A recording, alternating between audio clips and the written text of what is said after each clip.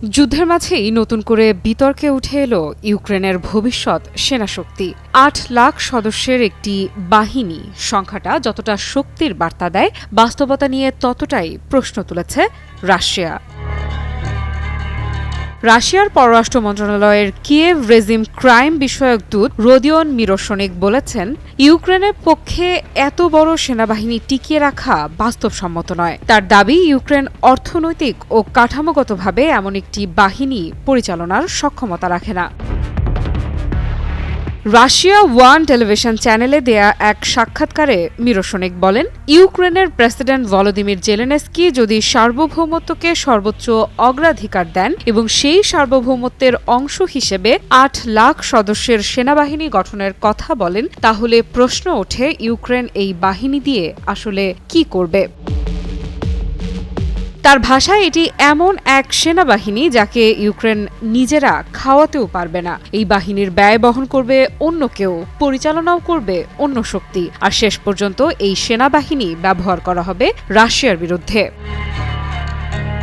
মিরোশনিক আরও বলেন, এতে ইউক্রেন কার্যত একটি অন্য দেশের ওপর নির্ভরশীল রাষ্ট্রে পরিণত হবে, যেখানে অর্থ আসবে বাইরে থেকে, সিদ্ধান্ত হবে বাইরের দেশ থেকে, আর যুদ্ধ হবে অন্যের স্বার্থে। তার মতে এটাকে প্রকৃত সার্বভৌমত্ব বলা যায় না।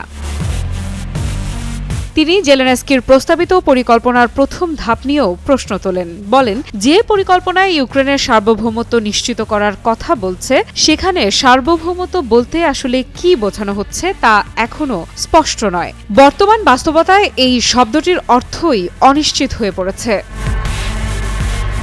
এর আগে ২৪ ডিসেম্বর ইউক্রেনের প্রেসিডেন্ট ভলোদিমির জেলেনস্কি সাংবাদিকদের জানান, যুক্তরাষ্ট্রে আলোচনার সময় ইউক্রেন একটি ২০ দফার পরিকল্পনা উপস্থাপন করেছে। ওই পরিকল্পনায় ইউক্রেনের সার্বভৌমত্বের আন্তর্জাতিক স্বীকৃতি, রাশিয়া ও ইউক্রেনের মধ্যে অনাক্রমণ চুক্তি এবং বর্তমান সংঘর্ষ রেখা মেনে চলার বিষয়টি অন্তর্ভুক্ত রয়েছে।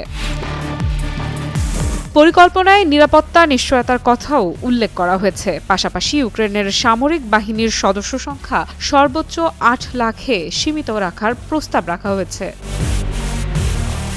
রাশিয়ার মন্তব্যে স্পষ্ট, এই পরিকল্পনাকে তারা দেখছে ভিন্ন চোখে। মস্কোর দাবি, এটি ইউক্রেনের স্বাধীনতা নয়, বরং বাইরের শক্তির ওপর আরও গভীর নির্ভরতার ইঙ্গিত দেয়। সব মিলিয়ে প্রশ্নটা এখন শুধু সেনা সংখ্যা নিয়ে নয়, ইউক্রেন আসলে কতটা স্বাধীন সিদ্ধান্ত নিতে পারবে সেই ভবিষ্যতের দিকেই তাকিয়ে আছে পুরো বিশ্ব।